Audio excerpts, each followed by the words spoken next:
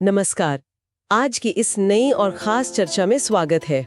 आज का मुद्दा वाकई बहुत रोचक होने वाला है। बिल्कुल।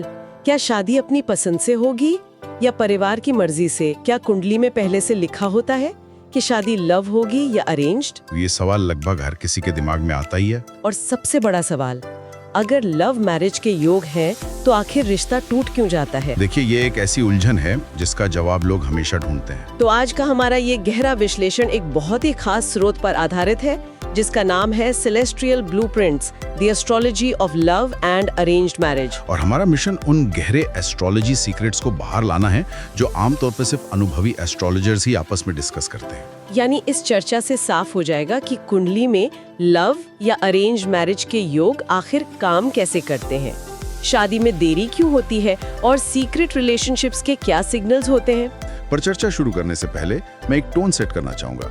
आज का ये विश्लेषण सिर्फ किसी जादुई भविष्यवाणी के बारे में नहीं है। तो फिर क्या है ये? बल्कि ये उन पैटर्न्स और ग्रहों के कॉम्बिनेशंस को समझने के बारे में है जो दरअसल इंसानी रिश्तों को एक दिशा देते हैं। चलिए इसको थोड़ा विस्तार से समझते हैं। आमतौर पर लोग यही सोचते हैं कि लव या अरेंज मैरिज पूरी तरह सिर्फ दिल का फैसला है, या फिर अगर थोड़ा ज्योतिष जानते हैं तो सोचते हैं कि बस 7th हाउस देख लिया और बात खत्म। हाँ, पर हमारा स्रोत बताता है कि ये धारणा बिल्कुल गलत है। यहाँ सबसे हैरान करने वाली बात यह है कि इसके पीछे अकेले कोई एक घर नहीं बल्कि 5 अलग अलग तत्व काम करते हैं। 5 तत्व? जी हाँ। सबसे पहला आता है 5th हाउस। ये घर प्रेम, रोमांस, अट्रैक्शन और इमोशनल कनेक्शन का केंद्र है। यानी जहाँ से प्यार की चिंगारी शुरू होती है। एकदम सही। उसके बाद आता है 7th हाउस। ये ऑफिशियल मैरिज, लीगल पार्टनर और लॉन्ग टर्म कमिटमेंट का घर है। तो 7th हाउस सोसाइटी का ठप्पा है। बिल्कुल। तीसरा महत्वपूर्ण तत्व है 11th हाउस। ये इच्छाओं की पूर्ति यानी डिजायर फुलफिलमेंट का घर है। मतलब जो आप चाहते हैं वो मिलेगा या नहीं। हाँ। चौथा तत्व एक ग्रह है, शुक्र, जिसे वीनस कहते हैं। ये आकर्षण, चार्म और रोमांटिक नेचर का प्रतीक है। और 5वां तत्व कौन सा है? 5वां सबसे दिलचस्प है, राहु, जो बगावत और समाज के खिलाफ जाने का प्रतीक है। वैसे राहु का नाम सुनते ही लोग थोड़ा घबरा जाते हैं, पर यहाँ उसका रोल बहुत जरूरी है। जब ये 5 तत्व आपस में जुड़ते हैं तभी एक सच्चा लव मैरिज योग बनता है। तो ये एक चेन रिएक्शन की तरह काम करता है।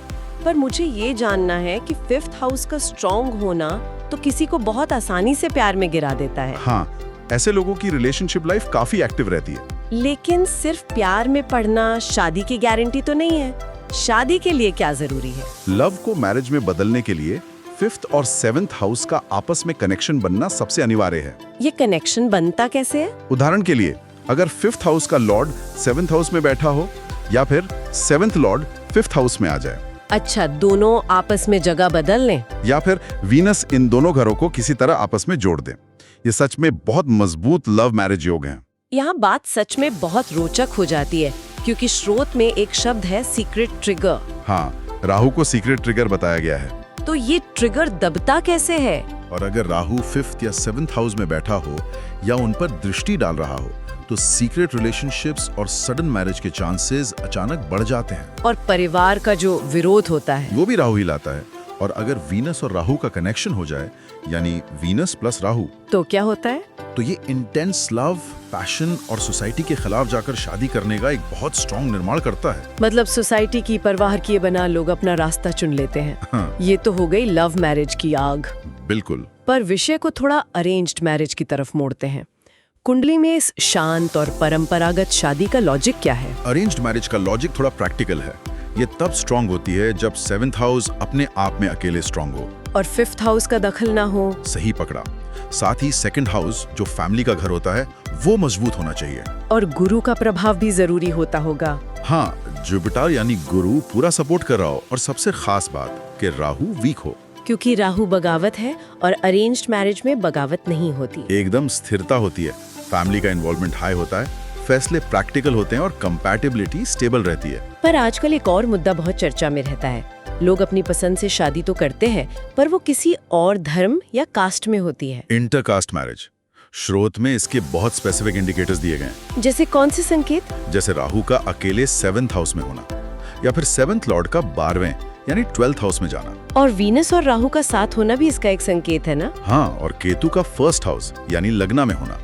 या सैटर्न यानी शनि का 7th हाउस पर एस्पेक्ट यानी दृष्टि डालना।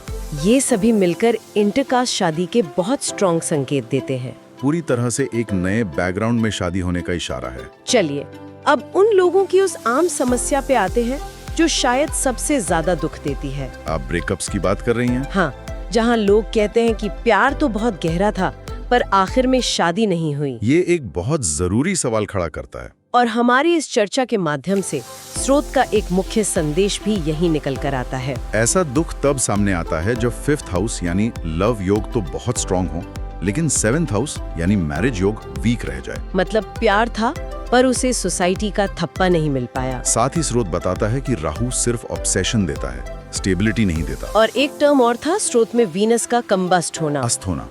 अगर वीनस अस्त हो जाए तो भी आकर्षण अचानक गायब हो जाता है। और शनि का क्या रोल होता है इसमें? शनि लगातार देरी करता है और अगर मून अनस्टेबल हो तो रिश्ता लंबा खिंचने के बाद भी टूट जाता है। पर यहाँ एक हिडन सीक्रेट है टाइमिंग का, जिसके बारे में हर कोई नहीं जानता। वही सबसे बड़ी चाबी है, जिसे स्रोत में दशा कहा गया है। देखिए, कुंडली में चाहे लव मैरिज का योग हो या अरेंज्ड मैरिज का योग, दोनों हो सकते हैं कि कुंडली में। बिल्कुल हो सकते हैं, पर आखिर में शादी वैसी ही होगी जिस योग की दशा चलेगी। मतलब जिस ग्रह का टाइम चल रहा होगा। हाँ, जैसे शादी की उम्र में अगर 5th Lord, 7th Lord, Venus या राहु की दशा आ जाए तो अचानक से नए रिश्ते बनेंगे और लव मैरिज होगी। और वहीं अगर जुपिटर की दशा आ जाए जो परिवार से जुड़ा है तो अरेंज मैरिज होगी। दशा सब कुछ एक्टिवेट कर देती है।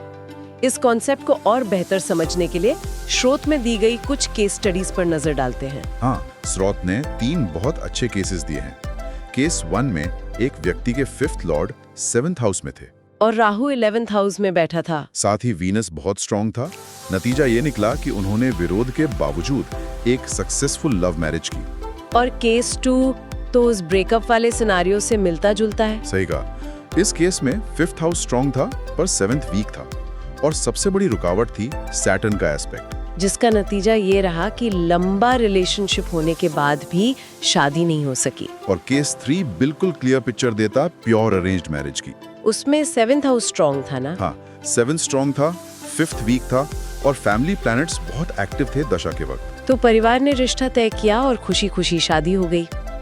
तो इस सब का आखिर क्या मतलब है? ये सवाल बहुत लोग पूछते हैं कि अब आगे क्या? क्या रेमेडीज से लव मैरिज को स्ट्रॉन्ग किया जा सकता है अगर रास्ते में रुकावटें आ रही हों?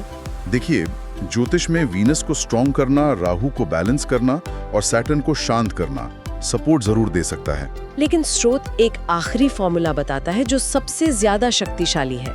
वो फॉर्मूला है कि रेमेडी सिर्फ एक सपोर्ट है और टाइमिंग यानी दशा उसका एक्टिवेशन है। लेकिन फ्री विल यानी आपकी अपनी मर्जी ही फाइनल डिसीजन है। तो हमारी अपनी इच्छा और चुनाव सबसे ऊपर है। बिल्कुल।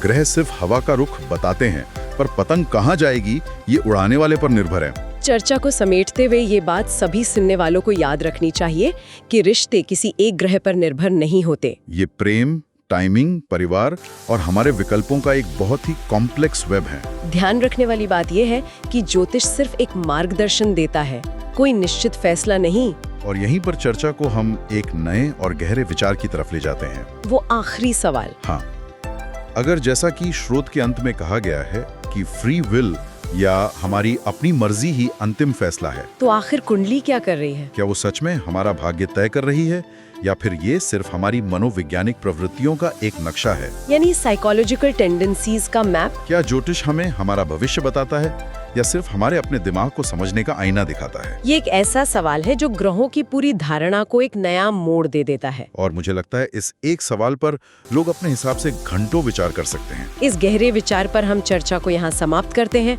जिसे सुनने वाले आगे इस पर खुद सोचें। एक बहुत ही बेहतरीन और आंखें खोलने वाली चर्चा रही है। हमारे इस गहरे विश्लेषण को सुनने के लिए बहुत बहुत धन्यवाद। उम्मीद है आपको नए दृष्टिकोण मिले होंगे।